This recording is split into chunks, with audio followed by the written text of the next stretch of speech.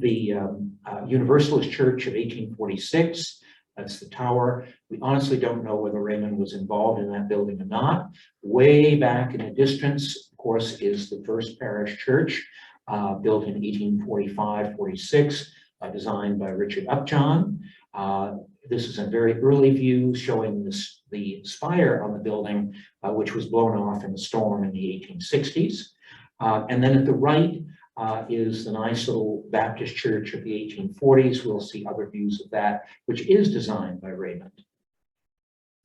Here is Samuel Melcher III, 1775 to 1862, the leading architect builder in the Brunswick area in the first quarter of the 19th century. And as I mentioned before, Raymond trains with Melcher from the age of 18 and works with him closely for approximately 10 years, according to Melcher's account books at Bowdoin. Melcher created many beautiful federal-style houses and buildings in the Brunswick-Thompson area. One of them that we know that Raymond worked on a little bit later is the Parker Cleveland House on Federal Street of 1805-1806, classic two-story, low hip-roofed federal house with a beautiful fan doorway. And this is now the President's House at Bowdoin.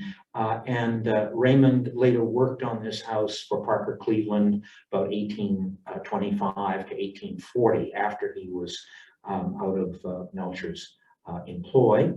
And Cleveland's a fascinating figure. He was a professor of science at Bowdoin for about 50 years and actually wrote the first major American book on geology. This is probably the earliest independently designed and built Anthony C. Raymond building that we know about. This is the Union Meeting House in Grostown. The Grostown section of Brunswick is, as I mentioned, where he grew up. And this church was built in 1827. It's now the First Baptist Church of Brunswick. It's a wonderful building in that it shows the transition of several styles. In overall form, because it has the hip roof, pardon me, the triangular pedimented facade, the short end of the building, so to speak, toward the street.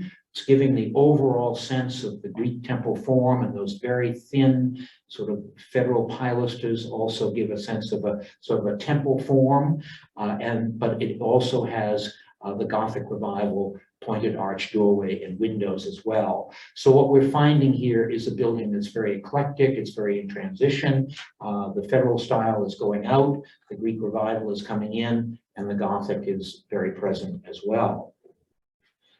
This same style of building, same form of building, was used by Raymond 2 years later on the Baptist Church at Federal and Franklin Streets in Brunswick of 1829. This building no longer stands, but in this old photograph, we see essentially the front of the building being very similar to the design of the Grostown building of 2 years before.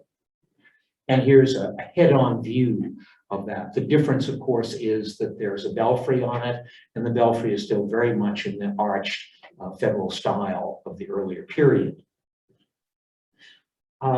Samuel Melcher was responsible for the first parish meeting house that stood from 1808 until 1845 on the site of the present First Parish meeting house in Brunswick. This was a beautiful federal style structure, but interestingly, there were modifications made to this building some years later. And as with the Parker Cleveland House and a number of Melcher's works, people preferred to come to Raymond to do the alterations, and he did work on this building in 1834. Here's another of his churches. We'll see many of his churches. This was one of the areas of architecture that he really excelled in. This is the Free Will Baptist Church in Thompson of 1837, now destroyed. And now we're seeing the full effects of the Greek Revival, the triangular pedimented roof form with the gable end of the building used as a facade, very simple enfranements around the entrance doorways, and a much simplified belfry and tower, less delicate, more robust than we would have found in the federal style a few years before. This building ended its days as Fortin's Appliance Warehouse, sadly. This is a picture that I took of it about 1971, and it was destroyed not long after that. This very handsome building on Main Street in Brunswick is again a Baptist church. It's interesting how Raymond the Universalist did all of these Baptist churches, including this one in Brunswick in 1848, which is no longer standing. And keep this image in mind, because we'll see how this formula that he uses of these beautiful Gothic Revival churches, he uses it and others copy from him. But basically what we have is the doorway, the central doorway has OG arch, pointed arch, there are pointed arch windows, the pilasters are even done with Gothic detail. The overall form is still Greek Revival with the triangular pedimented roof form, but the tower has the pinnacles and the crenellations of the Gothic Revival. In many ways, this is a miniature, scaled down version of the great Winter Street Church. Raymond, before he headed off to Bath on foot, did other buildings in Brunswick. This is the Taunting Hotel of 1828, very elaborate sort of late federal building. And this is where the Taunting Mall is now, where up until quite recently, Wild Oats was located. He was also involved in a major design and construction project for an early textile mill. This is the Brunswick Company Cotton Mill of 1835-36 on the site of the massive brick Cabot Mill that was built in the early 1890s to replace this and other buildings that were added to the complex during the 19th century. The mill was of undressed granite, 5 stories high, 146 feet long, 45 feet wide, and had a capacity of over 5,000 spindles. And this is a wonderful lithograph of the building on a share of stock. Many of you, I'm sure, on the main street of Brunswick have noticed this wonderful little bank building. This is originally known as the Brunswick Bank at Maine and appropriately Bank Streets, built in 1836. It's now a Holy Greek Revival building. The gable end to the street, triangular penned roof, and the simple recessed panels that create the 4 pilasters across the front. The building still stands, somewhat altered. Here we see it in another view of Main Street around 1870. The bank building of 1836 by Raymond is at the right. And we get a really good view of this very elaborate Gothic Revival Universalist Church of 1846. Again, I've never been able to find out who the architect was, but given his ties to Brunswick and his strong Universalist ties, this might have been the work of Raymond. And here's the building today. You can still see the outline of the original facade, but it did become altered. It's now the Norway Savings Bank, and it was remodeled by the Brunswick Saving Institution some years ago. Now, there is a mate to this building right across the river, which is still largely intact. We're looking at an early view of Main Street, Thompson, with the Thompson Bank at the right, also from 1836, and virtually a duplicate of the Brunswick Bank that has been altered. And there's the building today. Again, a wonderful survival. His approach to the Greek revival is, very restrained, but handsome proportions and very nice sense of detailing. Other Greek revival buildings by Raymond include the town house in Brunswick, built in 1835-36, just a simple Greek revival building with partial colonnade on the front, destroyed by fire in 1857. It stood opposite Bowdoin College on Upper Main Street. And this building is still very much with us. This was the Commons Hall, which was built for various purposes at Bowdoin in 1829. So the very early use of the Greek revival. Bowdoin paid Raymond $1,775 to build this building, and it was used for the dining hall and for other activities, and Bowdoin still adapts it and uses it today. Here we're looking at the Bowdoin campus as it was in 1839. To the left is Massachusetts Hall, the first building built between 1798 and 1802.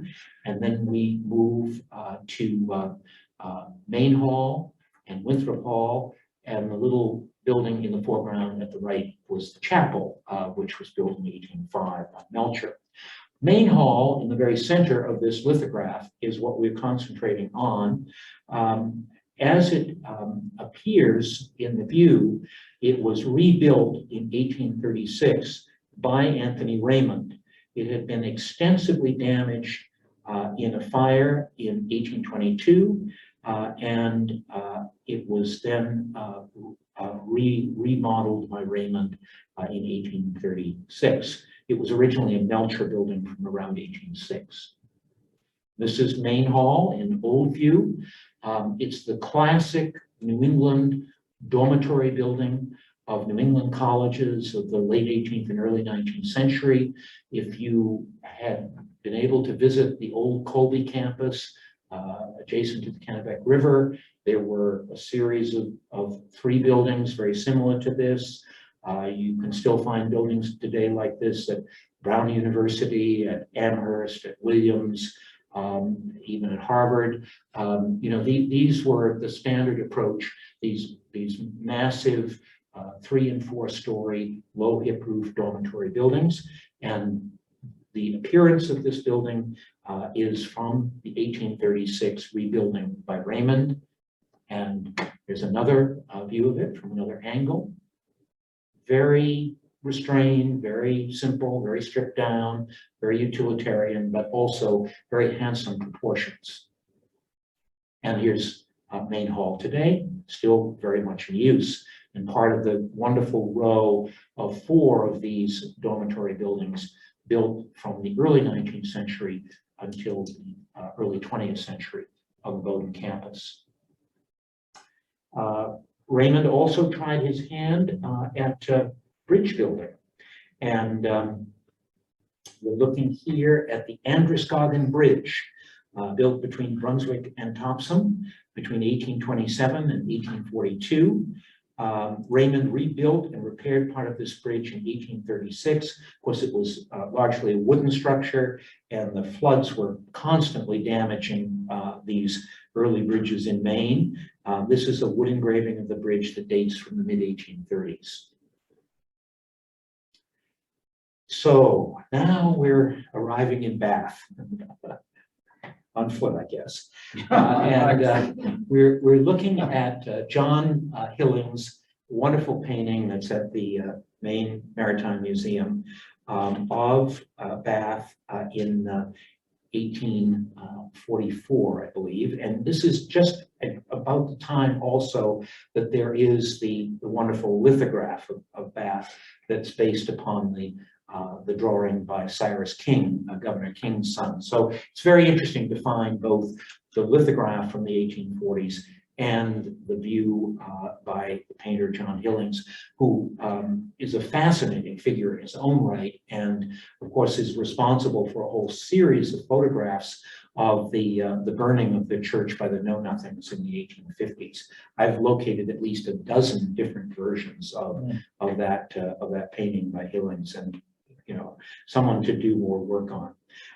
In any case, we're here in 1844. We're looking from the Aroostook Woolwich side over to Bath, and there in the very middle of the painting is the reason that Anthony Raymond came to Bath. The Universalist Church of 1839 that stood for only a few years. We'll get into that in a moment.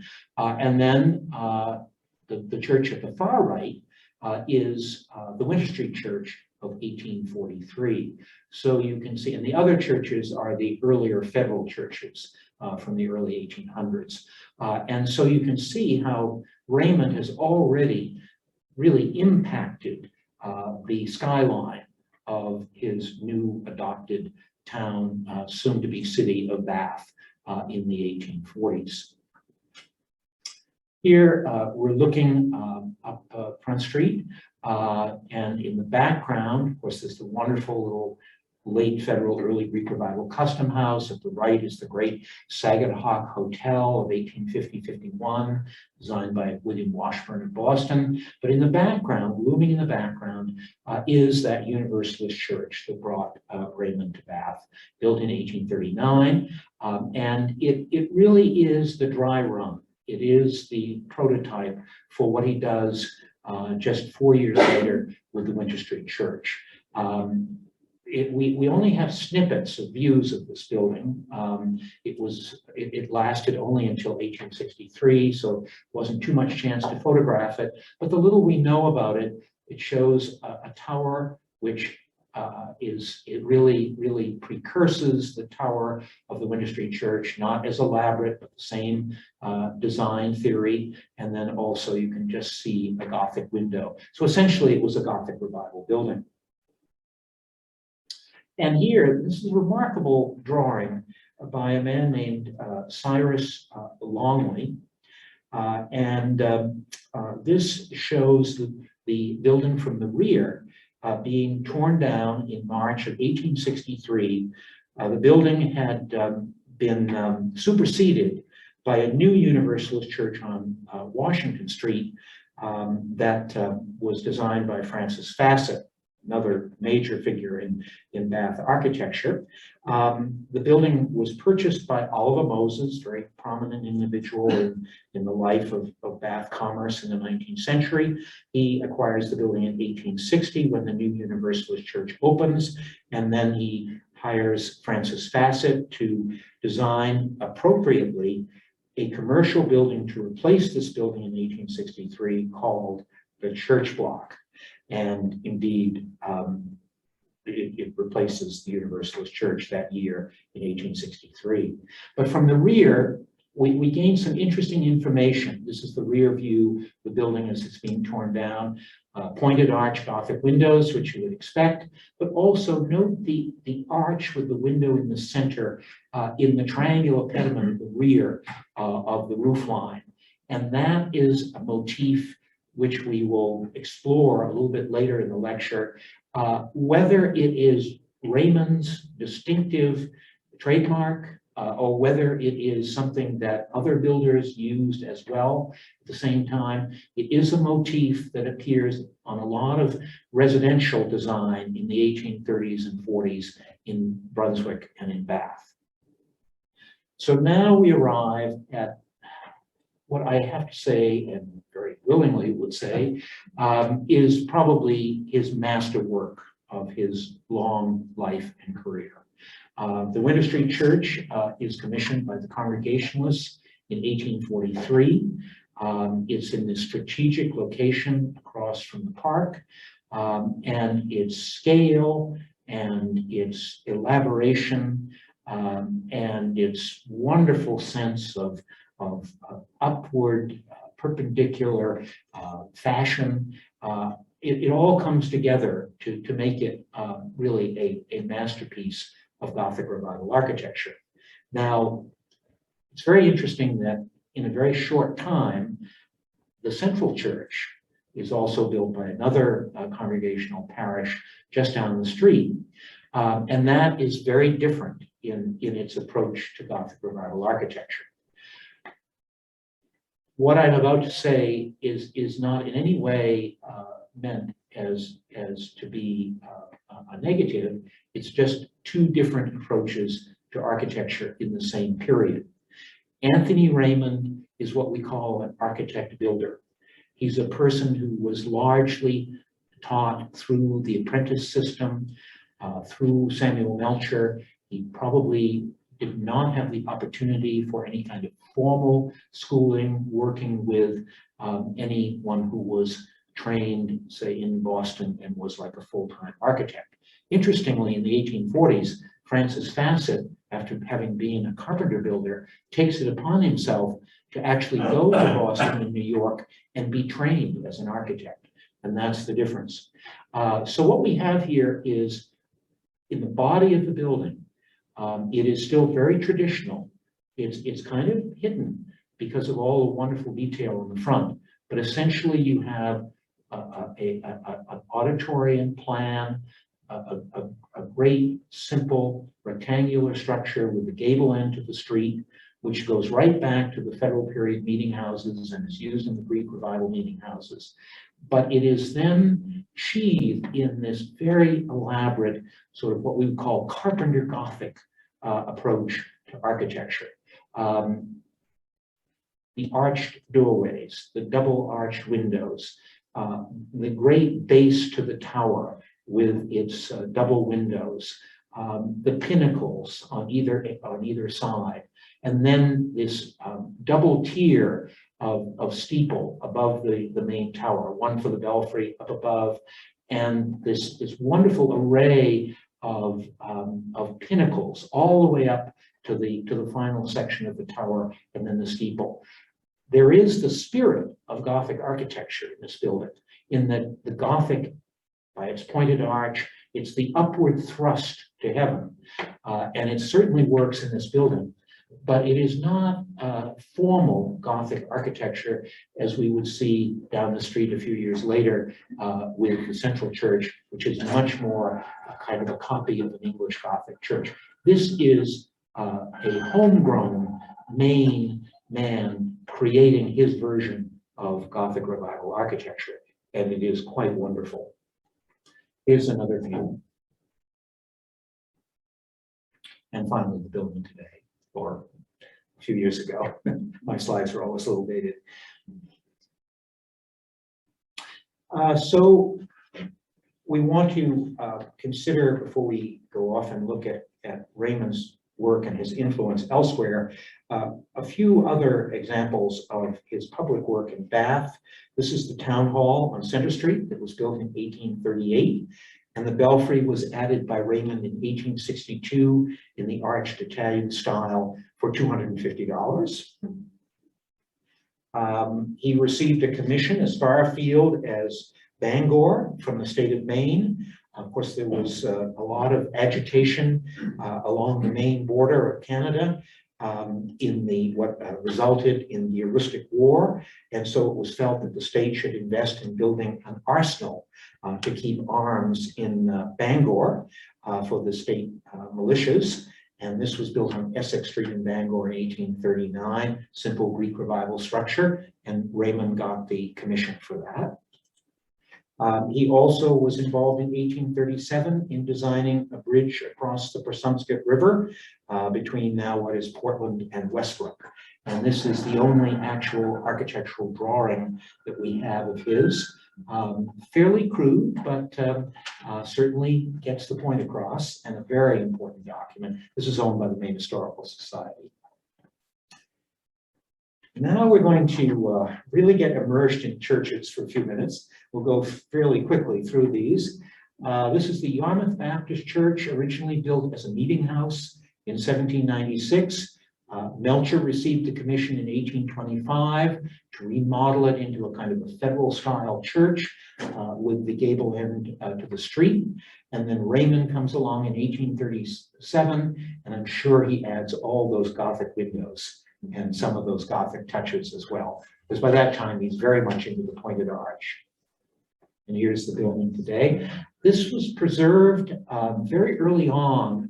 It had ended its life as a meeting house in the late 19th century, and a special local organization was formed to preserve it, and the town still preserves it today. It's a beautiful building. Beautiful. There's a side view. And, you know, where Melcher leaves off and Raymond begins, we can only conjecture, but I think we can sense that probably the Gothic details are Raymond. Then just for sequence purposes, we have, again, the great Winchester Church of 1843. And then we go to Raymond's design for the church that we saw earlier in the program. This is the Baptist Church on Main Street in Brunswick of 1848. And I think you can see how it's very much a sort of a stripped down version of the Winchester Church. With much of the same kind of detailing and the tower treatment, but a much smaller scale. This is a church that is very well known and beloved by many people in Maine as well as visitors. This is the Congregational Church in Harpswell of 1843 that is also known as the Elijah Kellogg Church, because he was the minister there for many, many years. And you take a quick look at this and you think, gee, Raymond, very similar, particularly in the tower, to Raymond's work and the lovely ogee arch over the doorway. But actually the record here is that it's by a Brunswick builder named Isaiah Coombs, who actually ends up being the master builder of the central church. A few years later in Bath here. Coombs was very active in both Bath and Brunswick like Raymond, but I think he's probably beginning to borrow from Raymond's playbook. And there's a direct view of it. Here's a little church, Methodist church in West Harpswell from 1855, and the local builder, W.W. Douglas of Brunswick, is clearly looking at both Raymond and also Coombs as well in this church of 1855, destroyed in 1927. Then we go upriver to Gardner, and there's a very good chance, although we don't have documentation, that Raymond did the Universalist Church in Gardner of 1842-43. This is an early lithograph of it. And many of the characteristics that we see on Raymond churches are here. This is a close-up of the facade of the building. See all the Gothic detailing. And they're a view today. Sadly, it went from Universalist to Congregationalist. Its most recent life has been as a brewery. Very interesting. Not sure that's even still functioning. Haven't checked. Okay, now we arrive in Richmond. Here again, we're on the Kennebec River. Here again is that same formula for a Gothic revival church in the Methodist Church of 1846-47. But whether Raymond was involved in designing it, we don't know. We know it's based on the Universalist Church in Gardner of 1842-43. That's in the records. But there's a local builder from Richmond named Charles Bucher who's involved. And there's a close-up of one of the doorways. So much interaction of these churches along the Kennebec River. And finally, the beautiful Congregational Church in Phippsburg Center, built in 1802, but completely rebuilt in 1846-47 by Samuel and Crosby Larrabee. But again, a lot of influence from Raymond.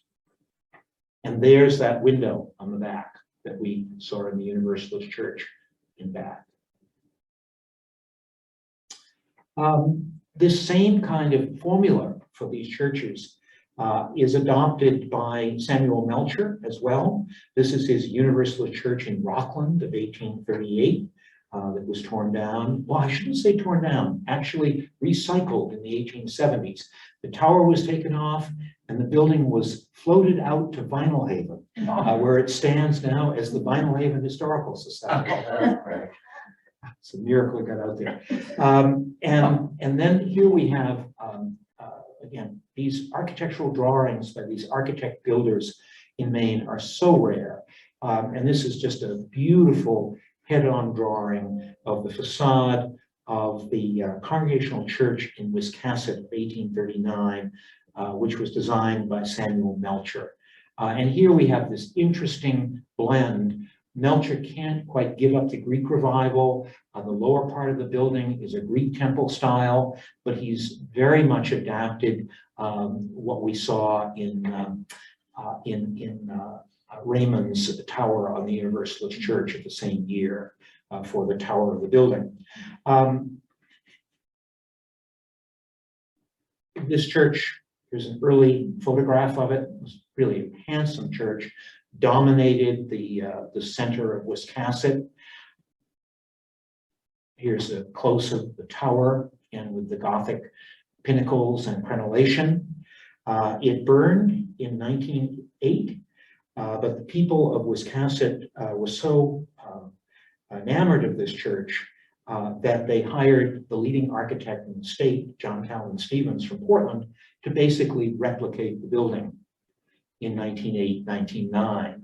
And so it's a little bit different. Stevens changes it a little bit, but when you go by this building, it is a wonderful evocation of the Melcher building of 1839. And just one more church, I promise you, and then we'll move on to houses.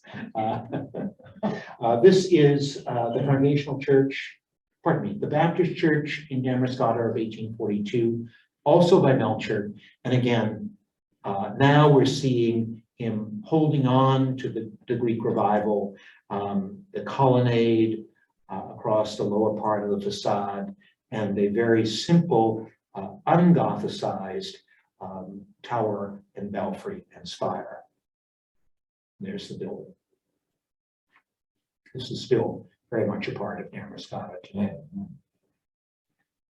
Now we're going to go very quickly through a group of houses until we can find more documentation, albeit that miracle that Anthony Raymond's account books show up, or the newspaper article that we overlooked, or some wonderful piece of information that has been missing for decades. We really don't know about these houses, other than they have some common features. And whether one or more of these might have been through the hand of Raymond, or whether, you know, it's his contemporaries, all of them using the same language, we don't know right now. But I do want to just put them out here for our consideration. This is a house on Federal Street in Brunswick, a very handsome Greek Revival house with the gable end actually on the side. You see that very distinctive arched window in the pediment of the roof. This is a house on Elm Street in Thompson.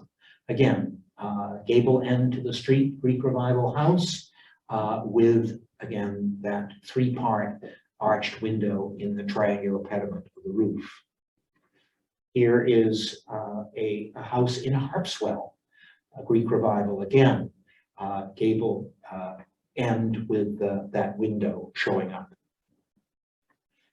Now here in Bath, wonderful temple-style house at 942 Washington Street, brick with the great wooden Ionic columns on the front. Again, that three-part window shows up in the triangular pediment.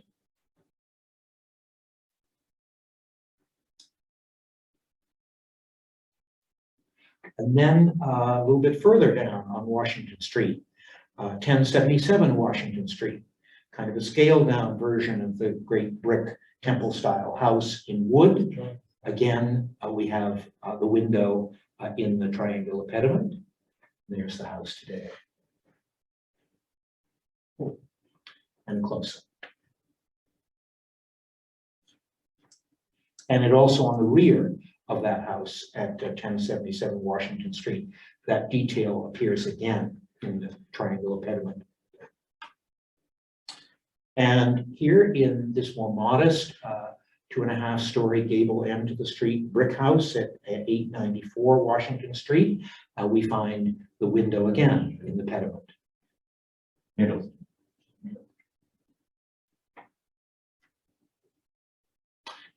And in the building that later became the Cosmopolitan Club and is now a private residence, we're looking at 894, yeah, 894 Washington Street.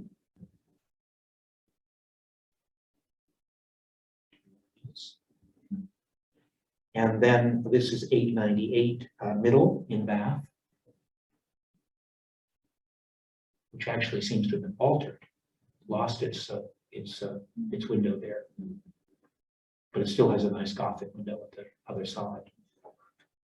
And finally, this is a house on Raymond Court, and I haven't been able to unravel the development of Raymond Court. Some of you may have done this in your house surveys here in Bath, but this is a house of about 1851, very handsome Greek Revival house with the gable end to the street.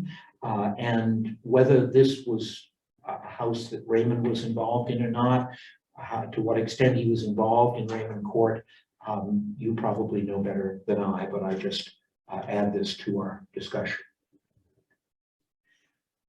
So we know that in 1872, when Raymond was working on the Bragg block on Center Street, and that's the building, the third in from the left, the Italianate wooden commercial building, that he suffered a serious injury and ended his career. He passed away in 1879 and is buried in the Grostown Cemetery in Brunswick, next to the church, which really was the first major building of his career in 1827, the Baptist Church. I want to just add one footnote as we end with Raymond.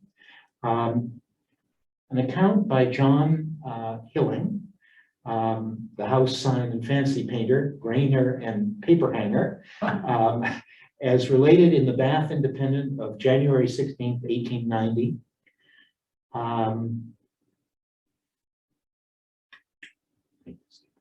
Oh yes, when the Universalist Church was being taken down to make room for the present church block, this would be 1863, John Todd was present, self-appointed to see the job properly done. The spire was pulled down towards the King House, or Custom House, or now Custom House. The vane was made to represent an angel blowing a trumpet. John looked at the vane for a minute or two, and then, with that peculiar whimsical expression of his, exclaimed in his unusual loud voice, "Here, look here, who in the devil ever saw an angel with shoes on?" There being an imitation of shoes painted on the vane. Quick as though, Mr. Raymond replied, "And when and where, John, did you ever see an angel without shoes on?"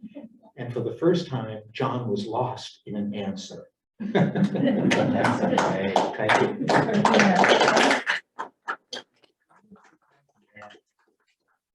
Where was his house in Bath? Raymond's? Yes.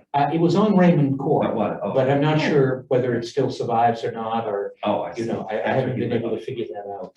So now I'll put on my other glasses so I can see you.